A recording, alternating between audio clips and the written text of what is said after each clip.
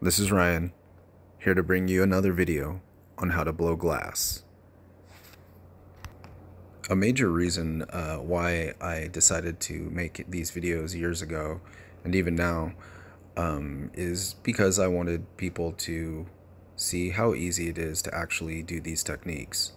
There's so many techniques out there, and the ways you can vary them is so numerous that you can have many different types of outcomes.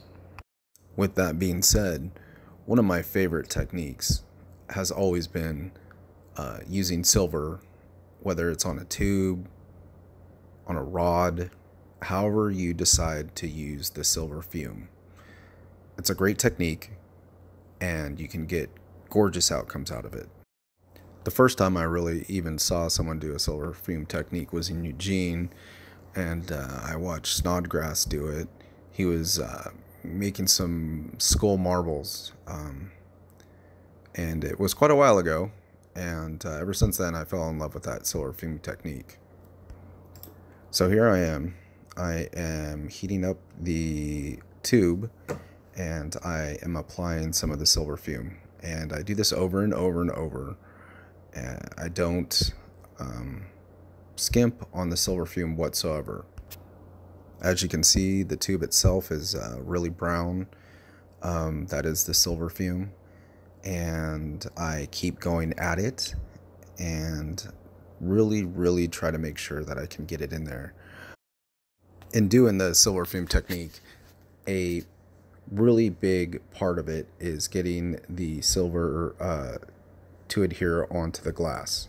And the best way to do this is to make sure that you really get a nice thin sphere when you blow it out. So when you apply your clear dots, which I am currently doing, onto the sphere, when you collapse it, it traps that silver fume that is not trapped under the clear dots. In a way, the silver fume is actually imploding into the sphere itself. The technique I'm actually doing today is it could be either considered an implosion technique or a honeycomb technique. I like to think of it as a honeycomb, even though I'm not coil potting.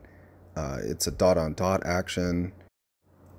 I do this technique over and over and over with the dots, and just keep layering them until I get what I feel is a very pronounced silver fume. But for this video, I'm just doing one layer.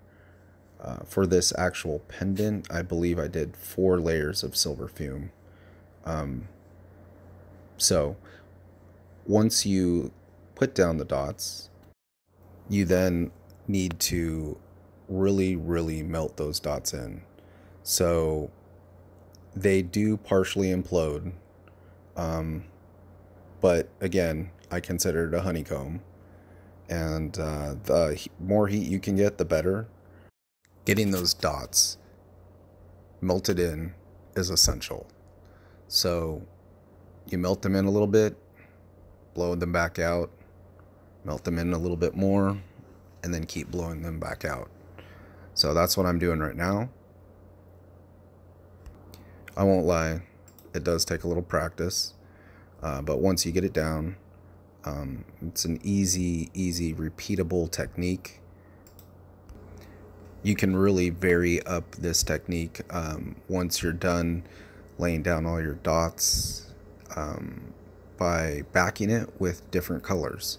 So you can use like a dark green, a dark blue, dark red, and really it's the same technique.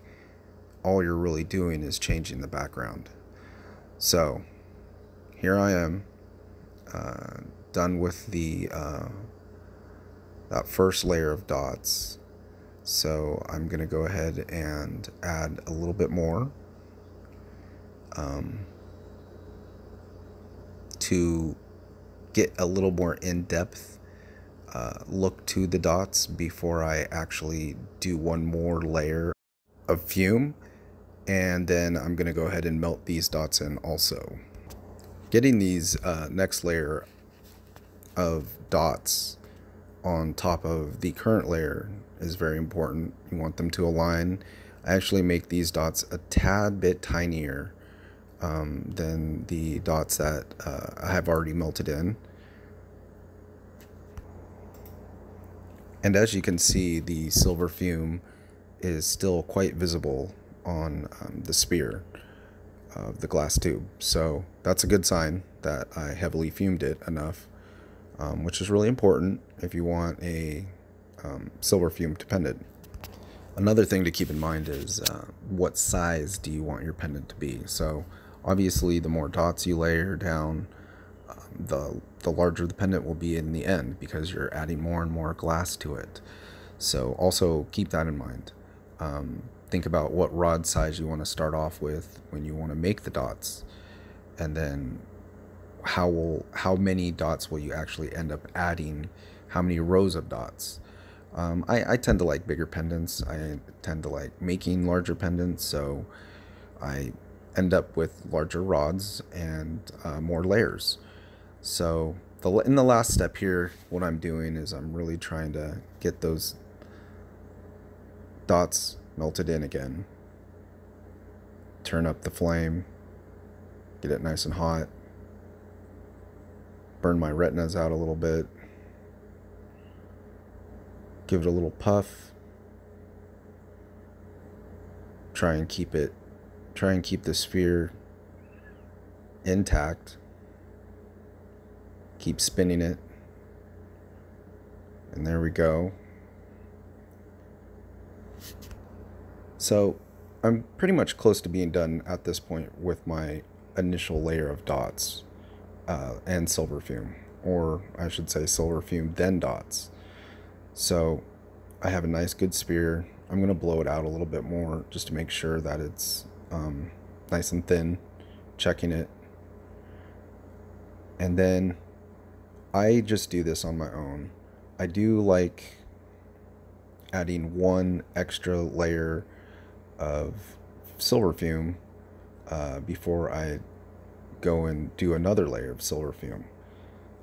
In my mind, it gets the piece an extra little bit of silver fume. So here I go. Silver goes into the flame. Spin the piece. The two go together.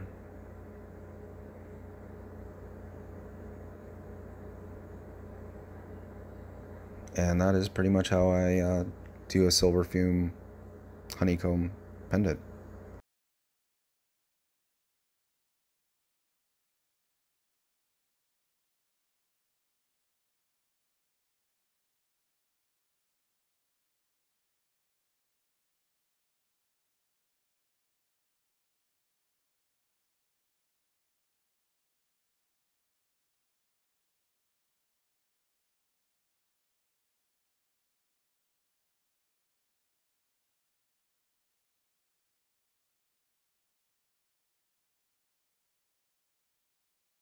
I do want people to also know that, yes, I do blow glass, but I picked up lapidary work quite a few years ago, and I love cutting and polishing stones. So if you have any questions about rocks, whether that's agates, jaspers, or petrified wood, you're curious how I cut and polish them, please stay tuned. I have more videos to come up. I have stuff on Instagram. I have stuff on YouTube. I like sharing. I want people to see how easy it is to do all these things. So, thank you for watching my video. Again, this is Ryan. I hope you have a good day.